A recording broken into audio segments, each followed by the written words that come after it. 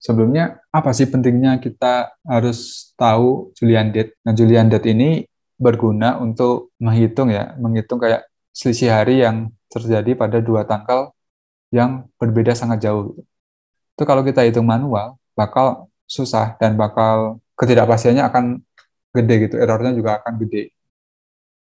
Apalagi kalau misalkan kita melakukan pengamatan seperti pengamatan periode bintang yang sangat panjang gitu. Kalau kita nyatetnya waktunya dalam tanggal gitu ya, tanggal biasa akan susah. Lebih mudah kalau kita catat tanggal pengamatannya dalam Julian date. Sehingga kalau kita bikin kurva atau bikin plot akan lebih kelihatan lebih gampang gitu, untuk divisualisasikan. Ini untuk mencari Julian date di tanggal 1 Januari untuk tahun 2000 sampai 2099, caranya adalah sebagai berikut. Ini 1 Januari bertepatan pada ini ya, pada pukul 12 UT. 12 UT atau Universal Time. Rumusnya sebagai berikut, yaitu 4712 ditambah tahun dikali 365,25 dikurang 10 dikurang 3 ditambah dengan C-nya. Oke, aku jelasin satu-satu. Di sini 472 itu apa? 472 ini adalah tahun dimulainya perhitungan Julian date. Alasannya juga aku belum tahu kenapa dihitung dari 472, tapi kemungkinan berhubungan dengan data astronomisnya yang sudah teramati mungkin ya, atau karena faktor lain juga kurang tahu. Kemudian tahun yang di sini itu ya bersesuaian dengan tahun yang akan kita cari. Misalkan kita ingin mencari Julian date pada tahun 2010, berarti ya tahun di sini diisi dengan 2010. Gitu. Kemudian di sini ada 10. 10 ini adalah koreksi yang terjadi pada yang tahun Gregorian tadi, yang dari tahun 1582 tadi, kan dari 4 Oktober sampai 15 Oktober kan. Di situ ada koreksi 10 hari. Nah, di sini makanya dikurang 10 hari. Dari Julian ke Gregorian. Sedangkan yang 3 ini itu adalah dari 1700, 1800, sama 1900 itu enggak termasuk tahun kabisat. Makanya dikurang 3 di tahun ini. Bukan tahun kabisat. Nah, C ini adalah koreksi buat pembulatan ke atas. Jadi yang hasil ini itu ditambah C sehingga hasilnya adalah bilangan bulat yang ke atas. Ini penjelasannya juga udah aku kasih keterangan di bawahnya. Oke, kita masuk aja ke contoh soalnya. Nah, misalkan kita disuruh menentukan JD pada 22 Oktober 2013 pukul 12 UT. Caranya gimana? Caranya kita cari dulu Julian date pada 1 Januari 2013. Oke, ini rumusnya tinggal masukin saja yang tadi. Berarti 4712 itu ditambah dengan 2013 karena tahunnya 2013 dikali 365,25 dikurang 10 kurang 3. Nah, di sini kalau kita lihat lagi dari ke persamaan sebelumnya, ini kita nggak tambah C kan. Nah, C itu apa? C itu sebenarnya cuma pembulatan aja. Kalau ini adalah 0,025, maka untuk cari JD 1 Januari pukul 12 UT, kita bulatin yang ini ke atas. Nah, selalu dibulatkan ke atas akan diperoleh seperti ini. 24, 56, 294. Dan ingat lagi, ini itu adalah JD 1 Januari 2013 pukul 12 UT. Jadi hasil perhitungan yang di atas ini selalu pukul 12 UT. Untuk tanggal 22 Oktober pukul 12 UT, ya kita tinggal selisih harinya sampai 22 Oktober. Gitu. Di sini kita tambah 30 karena JD yang di atas itu adalah JD 1 Januari, dan Januari itu ada 31 hari kan. Kemudian pada 2013 itu bukan tahun kabisat sehingga kita tuliskan 28 jumlah harinya untuk Februari, untuk Maret 31, untuk April 30 dan selanjutnya sampai 22 Oktober. Dan kalau kita hitung ada 294 hari selisihnya. Untuk cari 2022 Oktober 2013 pukul 12 UT ya tinggal kita jumlahkan saja. dan akan kita dapatkan hasilnya sebagai berikut. Jadi itu satuannya hari. Oh ya, Julian date sama kalender Julian itu dua hal yang berbeda. Jadi tidak ada hubungannya ya. Yang tadi kan dari tahun 2000 sampai 2099. Nah, untuk secara umum, ya tinggal menggunakan cara yang sama dan memperhatikan koreksi-koreksinya.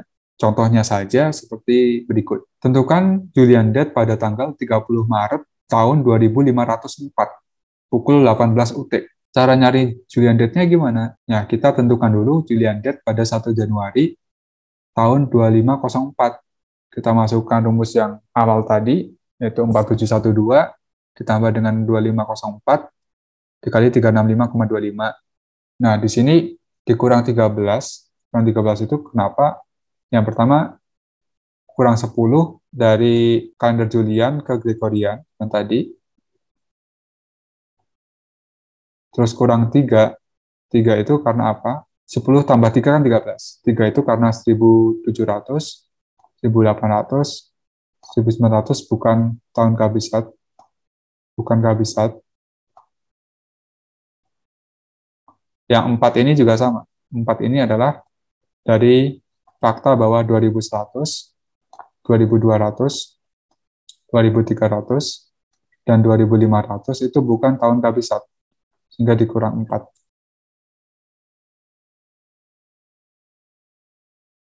Di sini karena hasilnya adalah bilangan bulat, maka kita tidak perlu membulatkan ke atas atau ke bawah kan. Nah, selanjutnya untuk yang ini kan masih 1 Januari pukul 12 UT. Adalah 1 Januari pukul 12 UT.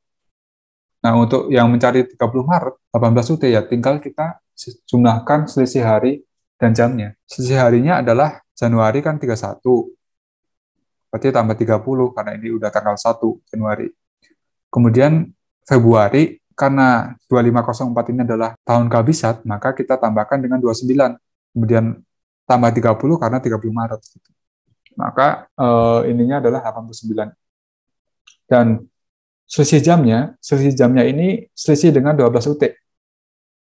Karena ini 18 UT, maka akan ada selisih sebesar 6 jam kan. Nah, 6 jam ini kalau kita jadikan ke hari, ya sekitar 0,25. 0,25 itu dapat dari 6 per 24 jam. Sehingga JD pada tanggal 30 Maret 2504 pukul 18 UT itu adalah ini nilainya. Oke, untuk validasi, kalian bisa validasi pakai internet ya.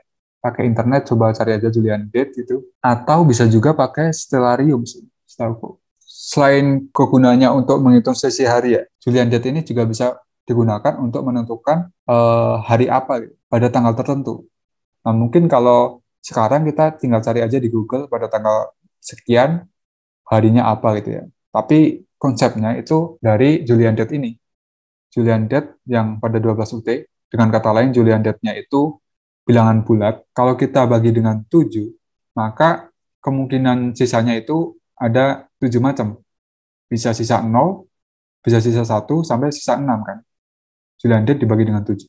Kalau sisanya 0, maka harinya bersesuaian dengan hari Senin. Kalau sisa 1, harinya bersesuaian dengan hari Selasa. Dan selanjutnya sampai sisa 6, hari Minggu. Nah, contohnya saja yang sebelumnya, JD 30 Maret 2504 ini hari apa? Nah, kita bisa menghitung hari apanya itu, ya kita tentuin dulu.